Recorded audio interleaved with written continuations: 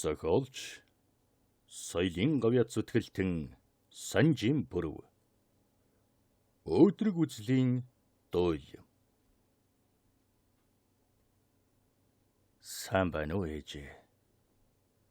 Хүүч нь өнөөдөр төрсөн өдрөө тэмдэглэх гэж байна. Тэгтэн энийг надаас өөр энд хинч тэмдэглэхгүй бас хинч мэдэхгүй. Харин та цагаан сүгээрэн амлуулж өсгсөн миний хайрт ээж минь таал мэдэж байгаа. Та минь тэнэгхэн үр намайгаан төрийн сүлдэндээ залбирч тэнгэрт бурханд цогдож байгаад ч бол өршөөх юм бол таны хүүгээ хайрлсан дээдийн шиг тэр байх болно. Би энэ бүх зүйлийг ээж таныгаан болон өөр хэнийг ч буруутгаж хинтээ ч хилтгий заяага хуваалцсамааргүй байна. Хүсэгчгүй. Ухаанд хүн өөрийн биеийн бөхөр нэгийг сэтгэлийн бөхөр мянгыг давдаг жамаар мөхүүч нь энэ хэдэн хоногоон даваад амнаас үнтэй хайрт ээж таньда хүрээд очино. Хүүдэн итгээрэй. Тэр өдөр ямар сайхан байх вэ? Та бодоод үзтээ. Үнэн дээр энэ загтлыг таньда бичгтэн айж, ичиж, гимшиж, арай хийж үзэх цаас ойртуулж байгааг минь та гадарлагч болов уу та? Ээжээ, би өөрчн таныг олон жилийн өмнөх өмсдөг байсан намирсан цэнхэр тэрлэгтэй чинь зүүдэллээ. Та минь над руугаа яараад л бут сондуулд бүдчиж, хад чулуунд халтирч, шавар шалбаагинд мөлхөөд л байх юм. Харин таныгаа хараад миний нулимс өөрийн ирэхгүй асгарсан шүү. Харин энэ дээрээд зовхон оргох нулимсэг ээжийг мартчихжээ. Ээжээ, та нэг явдлыг санаж байна уу? Тэр жил манай сумын хоршоонд нэг их олон машинаар ганцхан хөх торг авчирч байсныг. Тэр чинь байна штэ. Аймаг сумдад бараа хуваарлж байгаа тэр юм байна лээ. Нэг сонин хайхрамжгүй бас салан цаг байсан санагддаг юм.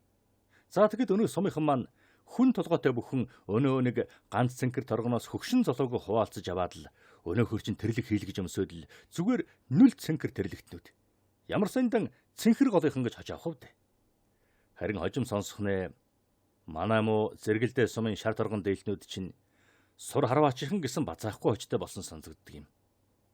Ээжээ, та дахид тэр жил наадмаар надад яг тэр цэнхэр торгоор нэг их сайхан тэрлэг хийж өгөөд л миний муу хүү алив тэнгэр баганцсан сайхэр болжээ. Миний хүү чинь алив үнэрлийн ээжээ гэж хэлэхэд үнэхээр их баярлсан шүү ээжээ. Тэгэхэд би 5 настай байсан санагддаг юм. Гэтэл өнөөдөр хөөň 95 жилийн юу үрчгээд сууж байна да. Даац ээж энэ тухай яриха болий бичгээж болий. Тэгэхгүй бол хүүгийн чинь зүрх чичрээд гар салганаад болж өгдөг вэ. Та нэг хөгийн явдлыг санаж гин үү? Яагаад вэ? Та бид хоёр огторгойн цусланд ламбаа игчинд эсхий хийх гээд очиж байхгүй юу? Тэгтэл замынхаа хагасыг ч туулаагүй явдал нэг их дуу цахилгаантай усрахыг бороо ороод л өнөө мө гүнгэгийн чинь овооны торгон зулаа дээгүр ташуурын сур шиг таснес хийгээд л цахилгаан захиж байсныг та санаж гин үү? Аймар чим шиг тийм ээ. Дараа нь аня гүнээгч хоёр бишээ. Аня буяагч хоёр юм байна. Та бид хоёрыг харчхаад л замдаа тэгж их зударсныг сонсоод гүэмэн гайхаж билээ. Танд хуурай ховц өмсүүлээд л харин надад алтан туяагийн тэрлэгийг өгсөн санагддаг юм. Тэр тэрлэгнээс би ангуудаагаас сөрчиг гэдэг үнрийг чинь авчихад гүэмэн гайхаж билээ. Аня надаар тоглоод л за манай хөргөн за овоол ир болж байгаа юм байна. Аливын булчин гинэ чангараад ирж байх чинь гэдэл хэлсэн чинь би очиргүй таны бөөрөнд наалчихж билээ. Би уул нь алтан туяатай тоглоё гэж байсан.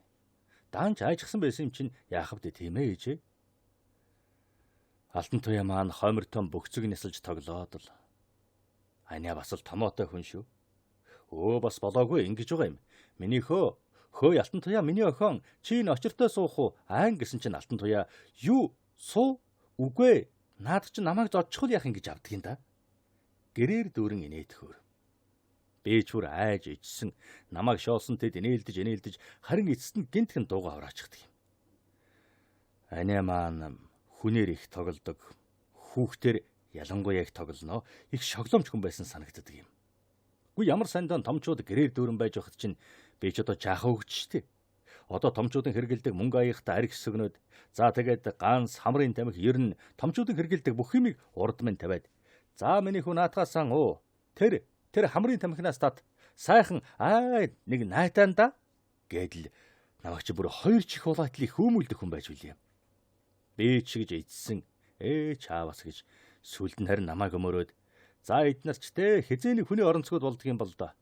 За муу их чин тоглосон юм, алив нь үнэрлээд хийгээдэл. Сулай дээр маань үнэрлэж байсан одоо хэрэн санагддаг юм шүү. Тэгсэн чинь тэр хүний оронцог нь одоо би ингээд л өргөс торны. За уучлаарай ээж, би явахгүй болохгүй нэ. Гарч жагсах дохиод угарч байна. Энд чи ёс журам гэж нэг ёстой хатуу байдаг юм аа. Харин хүн эргэж орж ирээд танда битсэн энэ загтлаа заавал гүйцэх болно заа юу. Яагаад гэвэл маргааш бямб гараг загтлаа авах тэрэг ирдэг байхгүй юу. За түр баяртай. Ээж би танд нэг сайхан мэдээд болох аа. Таала баярлан да. Та баярлаад муу хүүхэн тэрч байтугай ухаанд хүний үрийг хайрлан та. Муу хүү чинь байна штэ. Архангай аймгийн нэг охинтой дотно болчихсон. Гоё вэ нү? Тэр охин маань найрсаг, элэгсэг, хөдөлмөрч бас л тантай минь адилхан дээлтэйгээ хатаж яваа хүний үр юм шүү дээ. Тэр маань хаяа таныг орлоод намайг эргэж тойрноо. Бас хэртэ хэдэн ховц сунрын маань угааж өгнө. Би тэрэндээ хайртай. Ээж, муу хүү чинь таныхан өрийг өмлөж, голыг чинь харлуулсан өдөр хүүт чинь нэг байсан байхад магнаагтан танилгэж, сэтгэлийгтэн жаргаасан өдөр цаан чинь мянга байгаа гэдэгт та хүүдэн итгээрэй. Энд ч яахав дээ. Ёс журамдаг нь хатуу, үнэхээр хатуу. Ер нь л бүх юм хүний мэдлэгтэй. Тэгтээ яахав дээ, явандан дасгал биз тийм ээ. Ээж, яг үннээ хэлэхэд муу хүүд чинь өхөр халгаан дундуур шалдан биеэрээ туучж яваа юм шиг санагдах өдрүүд байж л байна. Гэхдээ яахав дээ, болох л биз. Төр төмөр нүртэй гэдэг энэ хонь тийм биз дээ. Болно. Хүү чинь энэ бүхнийг эр хүн шиг даваад л харна. За юу. Нэрээ. Та миний хийсэн нүглийн талаар нэг их мэдэхгүй байгаа бах тийм үү? Аргачихгүй штэ, аргагүй. Тэр гайтай өдөр инх мөрөн бид хоёр зургийн газар очиод патеран татуулчихад нэг их бие биендээ эрхэлсэн, хөөрсөн, ялуурсан амьтад гараад ирсэн байхгүй юу? Тэгсэн чи гадуур бүүн уймэн хүмүүс ийшин ч нэг гүйлдээд, тийшин ч нэг гүйлдээд учир нь ерөөсөө олддог. Тэгсэн харин олны дундаас нэгэн цагаан холоогоор юм ярьж байна. Юу ярьж байгааг нь бид хоёр нэг их сайн ойлгоогүй л. Яахав те бид хоёр чинь залуу хүмүүс байна, дунд нь ороод явчихсан. Гал, утаамаа, орлон, чарлаан, шилтэл хагарах зүрх зүссэн чимээ. Мэдгүй. Цагдаа, хөгшин, залуу, согтуу, хүлчүү, хүүхэд 9 шидийн хүмүүс л тэнд байсан. Сүүлд нь гал сөнөөгч тэрэг. Та тэнд яг юу болсныг сонсохыг хүсэж байна уу? Хүүчин байна штэ. Залуу насны ааг омгоор, шар бяраар тэр өдөр тэднэрүү хэдэн чулуу нүүлгэж гисэн. Яадгийн би чинь залуу хүн байгаа биз дээ. Дарвиж болдгийм байгаа биз дээ. Гэхдээ байж дээжээ. Хүүчин нэг их гэмгүй, шудраг, эсвэл бүр эр зөрөгтэй аль эсвэл юу гэдгийг эрхчлөө гэдэг ч юм уу. Хүн тэгж бодож л өөрийгөө хотлоо өмөрч чадахгүй. Чадахчгүй. Ийм л юм болчихсон. Тэгээд л бүх юм эхэлсэн дээ. Ээж, хүүгээ уучлаарай. Муу хүү чинь тэр өдөр үнэхээр чулуу нүүлгэж гисэн. Тэгтээ хүн байна штт. Тэр өдөр харин тэднэр биднэрүү айл эрт нэлийн өндрөөс их олон жилээр чулуу нүүлгэж байсан байлээ штт. Энийг танд инх мөрөн хэлнэ заа юу. Тэр бүгдийг харсан. Яагаад гэвэл тэр өдөр бид хоёр хамт явж байсан юм чинь. Намайг яаж хөөрч дарвиж, яаж хөөрч сагсуурч байсныг бүгдийг харсан. Та аяндаа мэднэ. Ээжээ. Харин танд минь хэцүү байгаа ч гэсэн. Муу хүүгийнхэн хойноос хадаг самбаа барьж хаашаанч битгий яваараа заа юу. Болохгүй, хэрэггүй яах юм. Төрд чинь ёс, хүнд чинь жудаг гэж нэг юм байдаг юм шүү дээ. За, хүүгэн үнс. Бүр чанга тэврээд үнс. Хүүчин байж тээ. Нэг их сайхан өдөр. Майхныхан голын эрэг дээр цав цагаан 5 хантай гэр барьж хаад жаргад суух цаг ирнэ. Хүүдээтгэрээ.